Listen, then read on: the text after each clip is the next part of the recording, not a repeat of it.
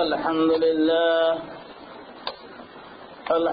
لله نحمده ونستعينه ونستغفره ونؤمن به ونتوكل عليه ونعوذ بالله من شرور أنفسنا ومن سيئات أعمالنا من يهده الله فلا مضل له ومن يضلله فلا هادي له ونشهد أن لا إله إلا الله وحده لا شريك له ونشهد أن سيدنا ونبينا وشفيعنا وحبيبنا ومولانا محمدا عبده ورسوله صلى الله تعالى عليه وعلى آله وأصحابه وأزواجه وأهل بيته وبارك وسلم أما بعد فإن أصدق الحديث كتاب الله وأحسن الهدي هدي محمد صلى الله عليه وسلم وإياكم ومحدثات الأمور فإن كل محدثة بدعة وكل بدعة ضلالة وكل ضلالة في النار. بالسند المتصل منا إلى الشيخ الإمام الحافظ الحجة أمير المؤمنين محمد بن إسماعيل بن إبراهيم بن المغيرة بن بردزبة الجوفي اليماني البخاري رحمه الله تعالى فإنه قال في جامعه قال حدثنا عبد الله بن يوسف قال أخبرنا مالك عن هشام بن عروة عن أبيه عن عائشة أم المؤمنين رضي الله تعالى عنها أن الحارث بن هشام سأل رسول الله صلى الله عليه وسلم فقال يا رسول الله كيف يأتيك الوحي؟ فقال رسول الله صلى الله عليه وسلم أحيانا يأتيني مثل صنصرة الجرس وهو أشده علي فيفصم عني وقد وعيت عنه ما قال وأحيانا يتمثل لي الملك رجلا فيكلمني فأعي ما يقول. قالت عائشة رضي الله تعالى عنها ولقد رأيته ينزل عليه الوحي في اليوم الشديد البرد فيفصم عنه وإن جبينه لا يتفسد عرقا. وبه قال حدثنا موسى بن إسماعيل قال أخبرنا أبو عوانة قال حدثنا موسى بن أبي عائشة قال حدثنا سعيد بن جبير عن ابن عباس رضي الله تعالى عنهما في قوله تعالى لا تحرك به لسانك لتعجل به.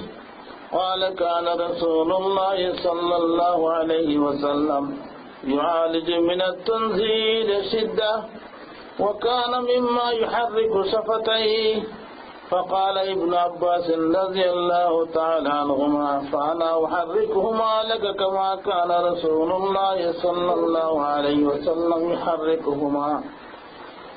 وقال سعيد أنا أحركهما كما رأيت ابن عباس رضي الله تعالى عنهما يحركهما فحرك شفتيه.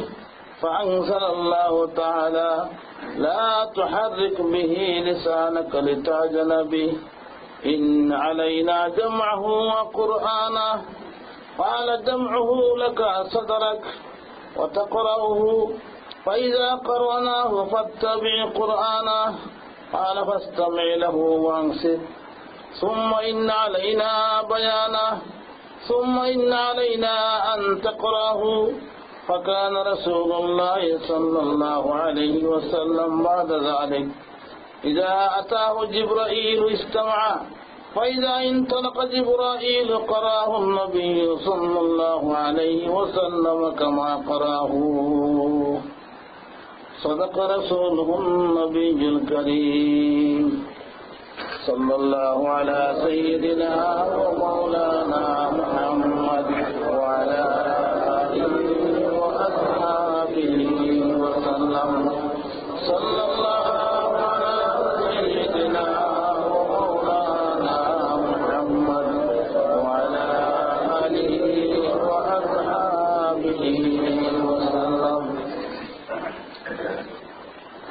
আলহামদুলিল্লাহ, কালকের হাদিসে আমরা জানতে পারলাম রাসূল পাক সাল্লাল্লাহু আলাইহি ওয়াসাল্লামের কাছে নবুয়ত এবং রিসালাত কিভাবে আসলো। গারে হিরায় প্রথম হযরত জিবরিল আলাইহিস সালাম তশরীফ আনছিলেন, নবুয়তের ঘোষণা দিলেন এবং সর্বপ্রথম সূরা আলাকের 4টি আয়াত নাযিল হইল। এটা আমরা কালকে হাদিসে আমরা জানতে পারলাম। কারণ রাসূল পাক সাল্লাল্লাহু আলাইহি ওয়াসাল্লামের কাছে যে হাদিস আছে, ওহী আছে, ওহী কি প্রকারে আছে এটা আমাদের হাদিসের মাধ্যমে জানা দরকার।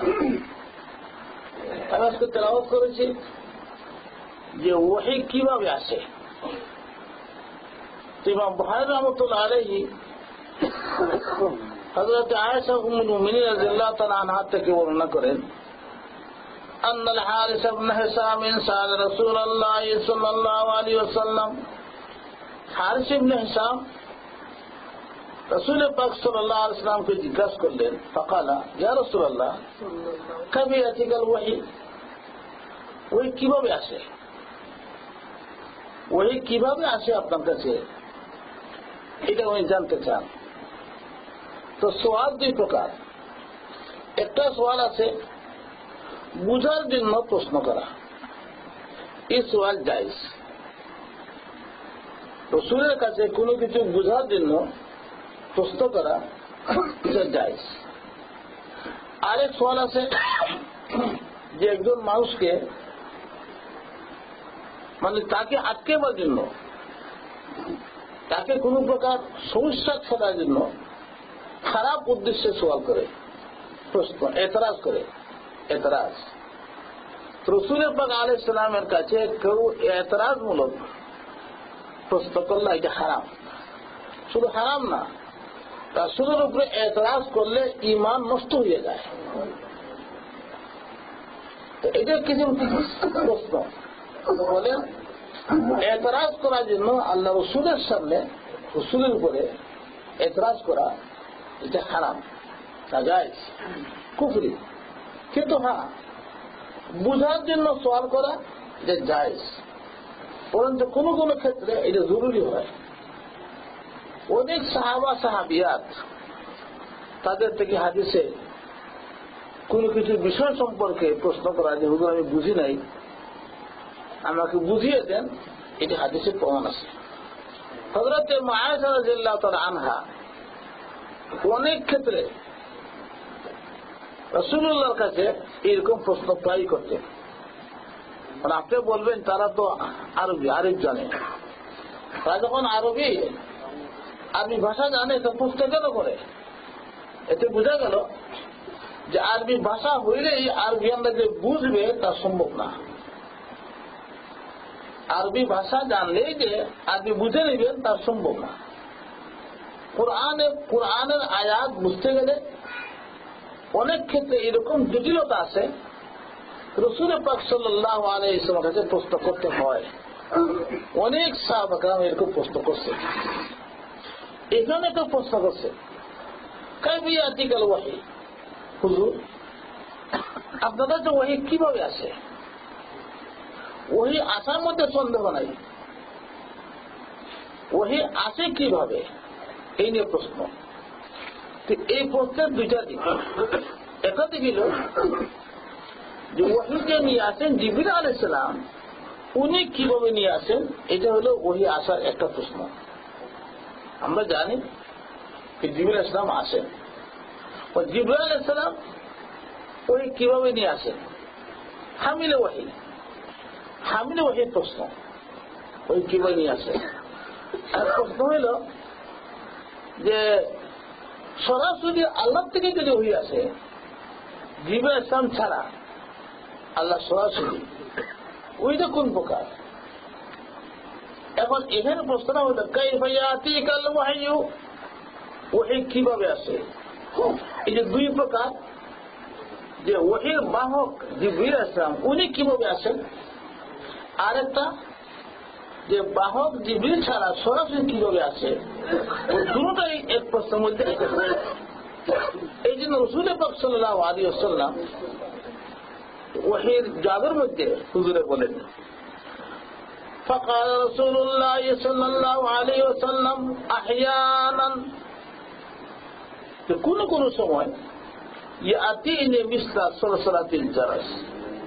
ও শোনো হিসাম, আমার কাছে কোন সময় ওহী আছে ঘন্টার আওয়াজের মতো, টন টন টন টন আওয়াজ আছে।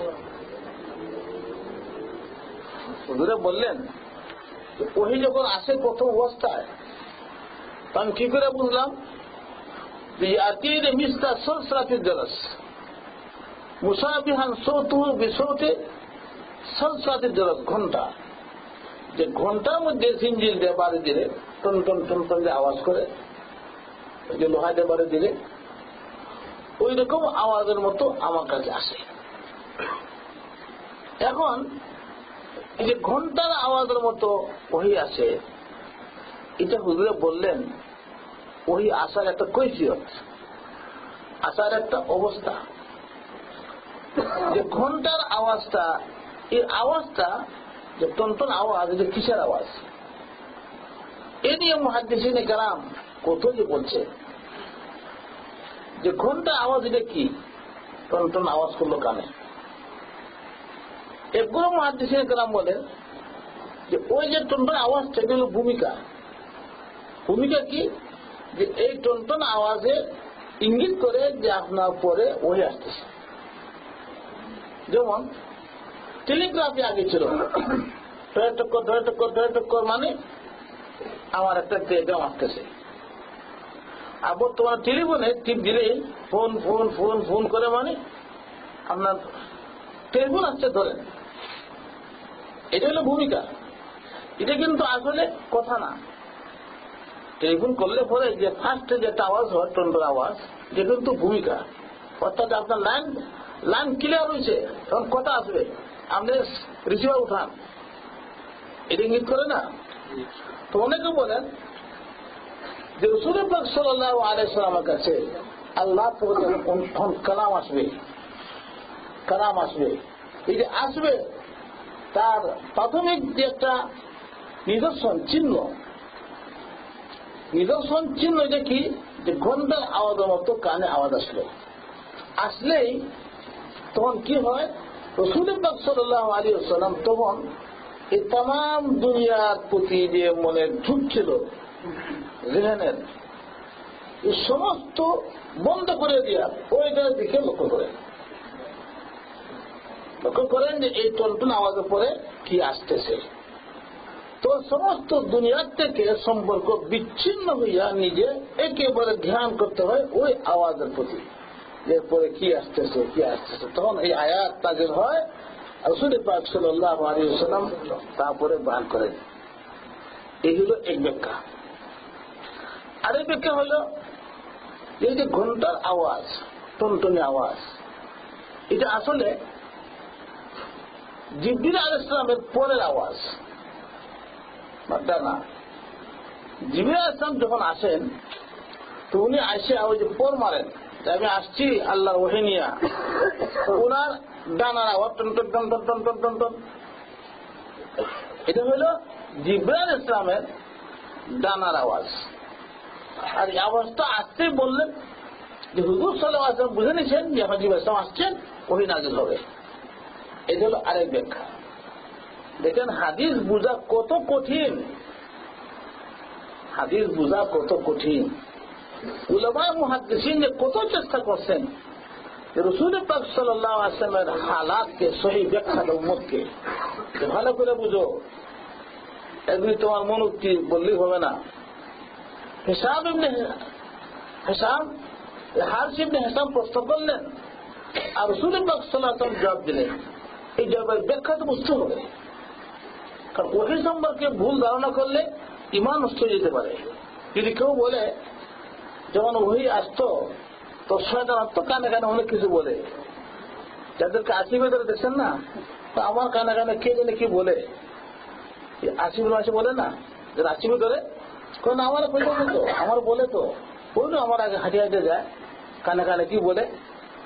যদি কোনো মানুষ মনে করে রসুলের পর যখন ওহি আসতো তো মনে হয় শয়তানও এরকম আইসা টুমটো মুন্টো করে করে কোনো কিছু করে ইমান থাকবে না। এই জন্য সাহাবে কেন প্রশ্ন করছেন, আর রসুলের পাক সাল্লাল্লাহু আলাইহি ওয়াসাল্লাম একবার সঠিক জবাব দিয়েছেন যে ওহি আসবে বুঝো, বাকি ওহির অবস্থা সবগুলো তুমি বুঝবা না। আর আল্লাহ রাব্বুল আলামিন ওহি দেনেওয়ালা আর আমি ওহি গ্রহণ করেনেওয়ালা, এর মাঝে কি অবস্থা হয় এটা আমি ছাড়া আর কেউ বুঝবে না। তবে আলামতটা বুঝো কি, ঘন্টার আওয়াজের মতো আসে। কি আওয়াজটা কি? জিবরিল আমিন আলাইহিস সালাম নাকি যখন আসেন, হাদিসে আছে, বুখারীতে আছে, যা তাকাল্লামা রাব্বু তাআলা, আল্লাহ যখন কোনো কথা বলে তো জিবরিল আলাইহিস সালাম ও ডানা মারতে থাকেন আর এই আয়াতটাকে বহন করে। ওই যে আল্লাহ কথাটা বহন করছেন, ডানা মারছেন, আওয়াজ উনার জিবরিল আমিনের ডানার আওয়াজটা শুনছেন হুজুরের কানে, যে আল্লাহ কথা বলে দিয়েছেন, জিবরিল নিয়ে আসতেছেন, সাথে সাথে ওনার ধ্যান ওইদিকে মোতাবাজ্জা হয়ে গেল। এই হল 2 নম্বর। 3 নম্বর আরেক ব্যাখ্যা ইমাম বুখারী নিজে পেশ করেছেন কিতাবুল বুখারীর 2য় খণ্ডে। ওই যে একটা আওয়াজ শুনতেন রাসূল সাল্লাল্লাহু আলাইহি ওয়াসাল্লাম, ওয়া সাউতুল বারি ইনদা ইমামুল বুখারী, ইমাম বুখারী হন না, ওই যে ঘন্টা আওয়াজ আসতো, এটা আসলে আল্লাহ রাব্বুল আলামিনের কালামের আওয়াজ আসতো। সুবহানাল্লাহ, সাউতুল বারি, আল্লাহর কথার আওয়াজ কানে আসতো। এই আওয়াজটা প্রথমে কিরকম মনে হইতো, যেমন টনটন একটা আওয়াজের মতো, কিন্তু এরপরে সমস্ত আয়াত আমি আমার অন্তরের মধ্যে আল্লাহ পাক নিজে ঢেলে দিয়েছে। চিন্তা কর হইল। তো বলেন ঘন্টার আওয়াজের মতো আমার কানে লাগতো। এই ওহীটা আমার কাছে অত্যন্ত ভারী হইত, খুব কঠিন হইত। কেন কঠিন হইত? এটা হইল যে আল্লাহ পাকে ওহী নাযিল করবেন। রাসূল পাক সাল্লাল্লাহু আলাইহি ওয়াসাল্লাম আদম সন্তান মানুষ, উনি দুনিয়ার সাথে অনেক সম্পর্ক, দুনিয়ার সাথে অনেক সম্পর্ক। এখন আলেমে গায়ব, আল্লাহর পক্ষ থেকে ওহী আসতেছে, ওইটাকে বহন করার জন্য আমার অন্তর দিমাগ এর উপরে এত চাপ পড়তো যে সমস্ত থেকে বিচ্ছিন্ন করে আমার নিজের মনকে, চিন্তাকে, ধ্যানকে ওদিকে আমার ঠিক করা হতো। এতে আমার অত্যন্ত ভারী হইত। সুবহানাল্লাহ, ও অসাধ্য, আমার অনেক কষ্ট হইত। কারণ আমি নিজে আল্লাহর প্রতি ধ্যান করে শুনতে হইত। এমন ধ্যান, এমন ধুন যে সব চাইতে থেকে তার লোক বিচ্ছিন্ন হওয়া রাখতো আমার। তো আমি মানুষ হিসাবে সমগ্র বিশ্ব জগৎ থেকে বিচ্ছিন্ন হইয়া আল্লাহ থেকে মতো হওয়া আমার জন্য অনেক কঠিন হইত, ভারী হইত।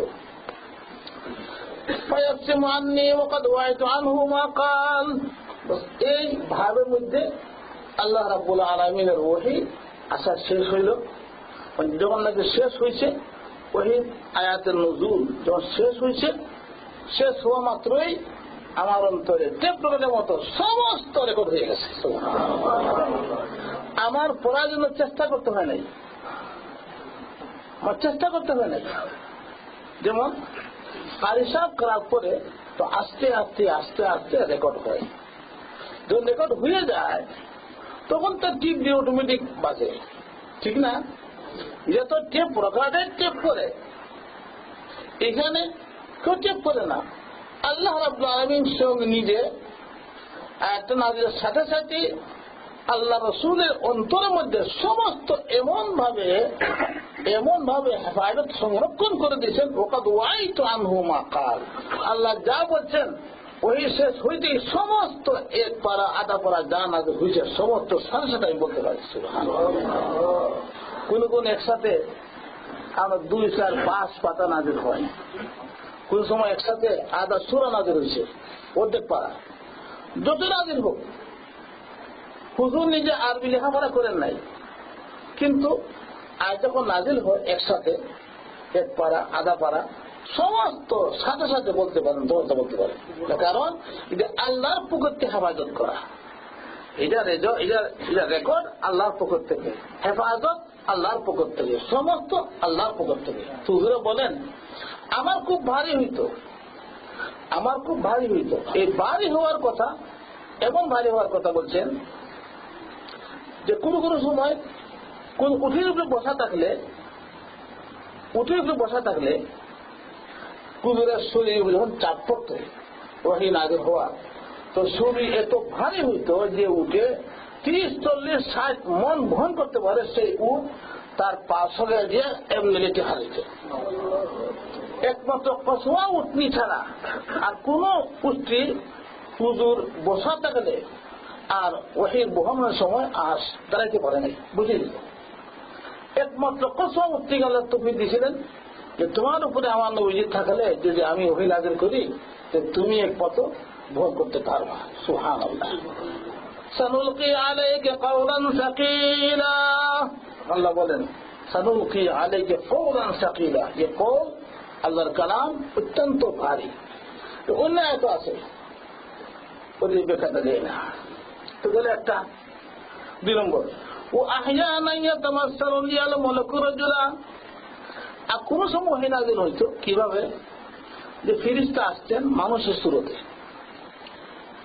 সুরতে ফেরেশতা আসছেন, ফায়ুকাল্লিমুনি, আচ্ছা আল্লাহর কালামটা আমার সঙ্গে সামনাসামনি তিনি বয়ান করলেন। হুজুরে বলেন এইটা আমার কাছে সহজ ছিল, যে সহজ।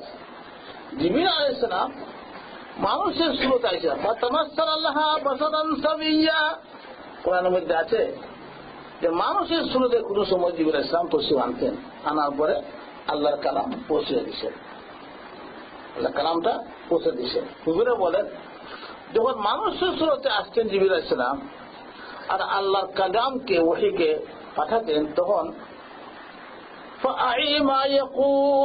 তখন আমি শুনতাম, উনার কথা শুনতে শুনতে আমি মুখস্থ করতাম, মানে উনার কথা শুনে ধীরে ধীরে আর আমি মুখস্থ করি। উনি যাই বলতেন আমি আস্তে আস্তে সমস্ত কণ্ঠস্থ করতাম। কি হলে ব্যস্ত হয়েছে না? কি বলেন ব্যস্ত হয় নাই?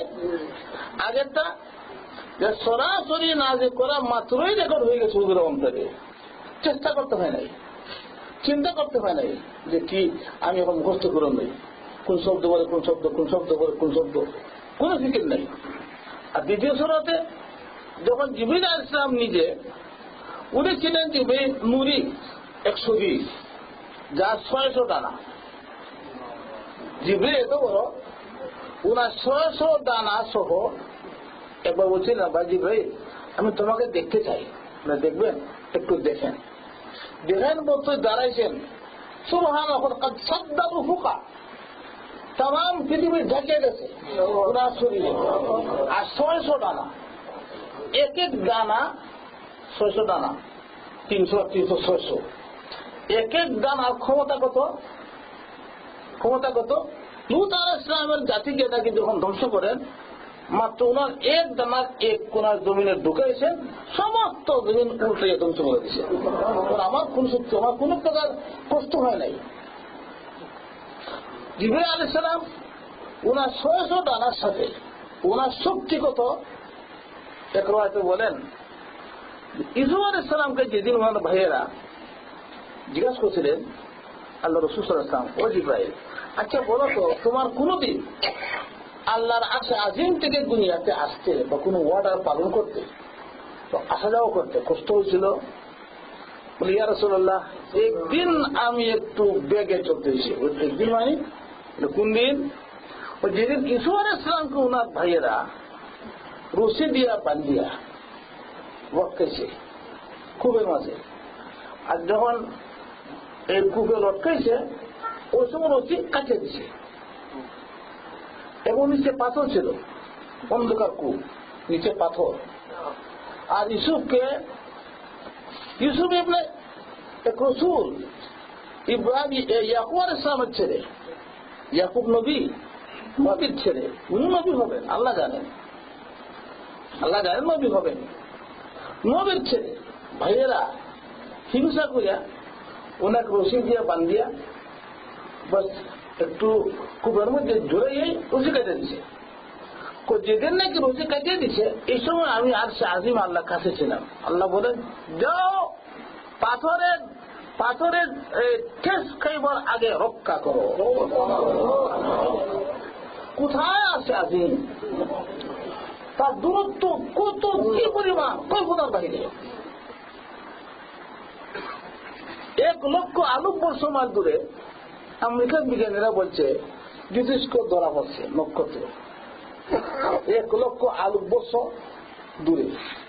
এখন পর্যন্ত বলে অনেক নক্ষত্র আছে যার আলো দুনিয়াতে পৌঁছে নাই, পৌঁছতে বলে আরো 1,00,000 বছর লাগবে, এত দূরে। এর সমস্ত উপরে একটা পৈর আকাশ।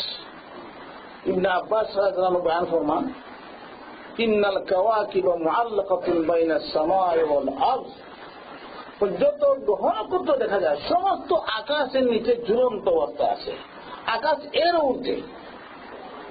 আজ পর্যন্ত মহাশূন্যের যে সমস্ত এই কাওয়াকিব গ্রহ নক্ষত্র হিসাব করে তারা কুল পায় না।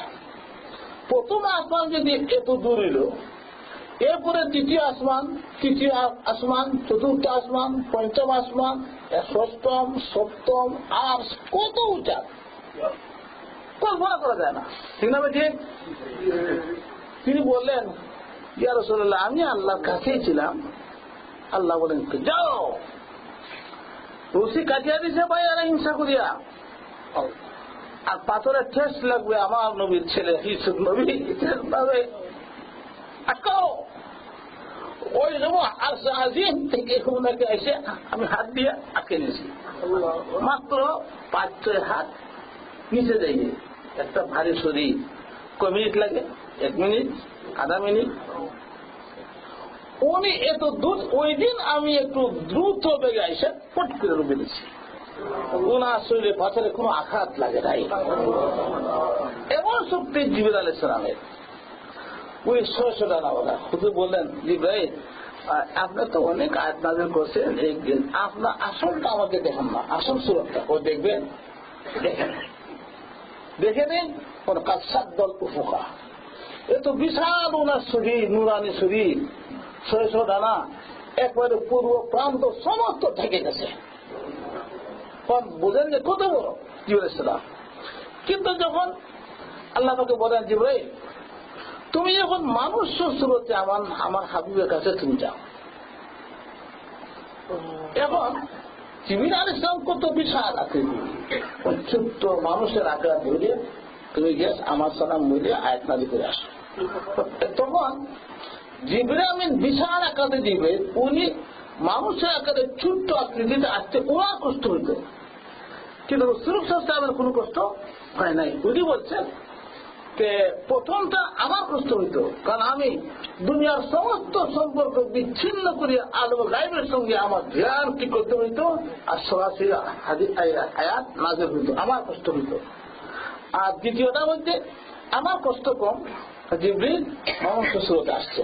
তো বলেন ফাআইমা ইয়াকুল, এই তো 2 সূরা কুরআনের মধ্যে আছে মা কানা লিবাশারিন আইয়ুকাল্লিমাহুল্লাহু ইল্লা ওয়াহয়ান আও মিন ওয়ারা'i হিজাবিন আও ইউরসিলা রাসূলান ফায়ুহিয়া বিইذনিহি। আল্লাহ বলেন কোন মানুষ আমার সাথে কথা বলতে পারবে না। মা কানা লিবাশারিন আইয়ুকাল্লিমাহুল্লাহ, কোন মানুষের সেই ক্ষমতাই নাই যে আল্লাহ পাক তার সাথে কথা বলবেন। আল্লাহ খালিক, আল্লাহ রাব্বুল আলামিন, আর বান্দা বান্দাই।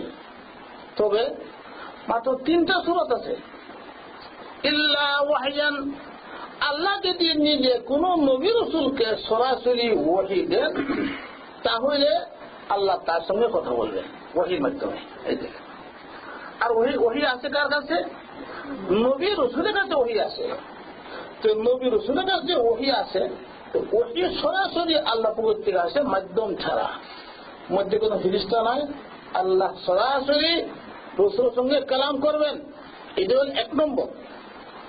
ইল্লা ওয়াহয়ান আও মিন ওয়ারা'i হিজাব, আবার কোন সময় হিজাব, পর্দার আড়াল থেকে আল্লাহর সঙ্গে কথা বলেন।